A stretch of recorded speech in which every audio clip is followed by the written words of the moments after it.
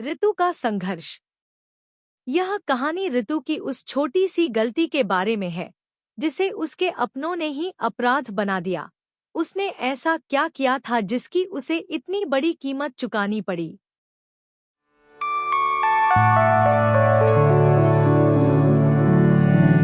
अगर किसी को चाहना गलती है तो सचमुच उसकी बहुत बड़ी गलती थी जिसके लिए उसे सजा तो मिलनी ही थी। कहते हैं बच्चे चाहे कितनी भी बड़ी गलती क्यों ना कर दे, माँ बाप उनकी उन गलतियों को माफ कर देते हैं, उसे सही राह दिखाते हैं और उसे पार करने में उसकी मदद भी करते हैं। पर ऋतु के साथ ऐसा कुछ नहीं हुआ। सिर्फ 18 बरस की थी जब उसे गांव के एक लड़के से प्यार हुआ था। अभी यह प्यार परवान भी नहीं चढ़ा था और इसकी खबर घर वालों को हो गई। यह प्यार घर वालों की नजर में गलती नहीं, अपराध था। और इस अपराध के बदले उसके सगे माँ बाप, दादी, रिश्तेदार सब उसके दुश्मन बन गए। उन्होंने ऋतु की एक नहीं सुनी। उसके सुंदर लंबे बालों को इसलिए काट दिया गया ताकि वह बदसूरत दिखे और घर से बाहर भी ना जा पाए। जब ऋतु ने विरोध किया तो उसे मारा पीटा गया, उसके शरीर पर घाव कर दिए गए, उसे गालियां दी गई, यहाँ तक कि उसकी पढ़ाई भी छुड़ा दी गई। ऋतु बहुत ज्यादा डर गई थी। वह अपने ऊपर हुए अत्याचारों को किसी से बता भी नहीं पा रही थी। बताती भी तो किसको, उस समय ना ही फोन थे और ना ही कोई रिश्तेदार था जो उसकी मदद कर पाता। और जो थे भी वह सब उसके माता पिता ने अपनी तरफ कर लिए थे। और अंत में घर वालों की जीत हुई। ऋतु की शादी उससे 2.5 गुना ज्यादा उम्र के बड़े आदमी के साथ तय कर दी गई, जिसके पहले से ही 3 बच्चे थे जिनकी उम्र ऋतु के आसपास की थी। कोर्ट में शादी के लिए ऋतु को समझा कर ले जाया गया ताकि वह वकीलों के सामने कुछ गलत ना बोल सके।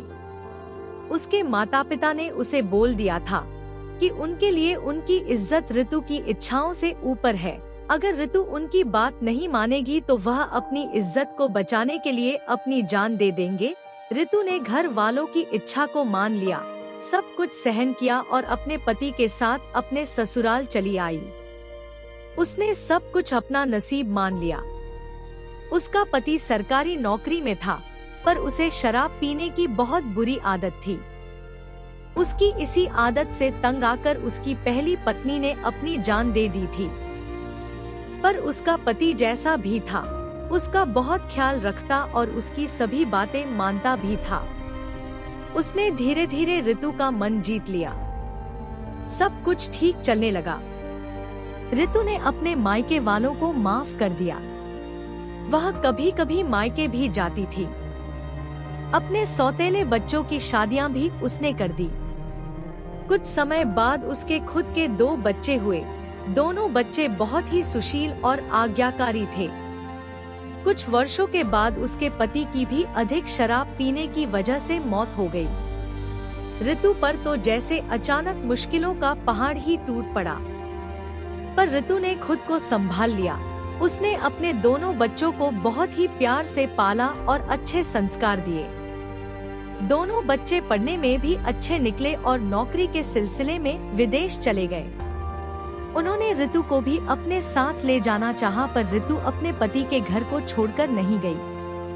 आज ऋतु फिर से अकेली हो गई है। अब वह एक प्राइवेट नौकरी करती है, पति की पेंशन भी मिलती है। पर अभी इतनी कम उम्र में इतना पहाड़ जैसा जीवन अकेले ऋतु कैसे काटेगी। वह हमेशा अपने गुजरे हुए दिनों को याद करती रहती है। वह यादें वह चाह कर भी नहीं भूल पाती, भले ही उसने सबको माफ कर दिया हो, पर उनके द्वारा दिए गए घावों की पीड़ा उसे अभी भी महसूस होती है। वह अभी भी अपने माता पिता के घर जाती है जो अब काफी बूढ़े हो चुके हैं। उनको भी अब अपनी गलती का एहसास हो चुका है और वह कई बार ऋतु से इसके लिए माफी मांग चुके हैं।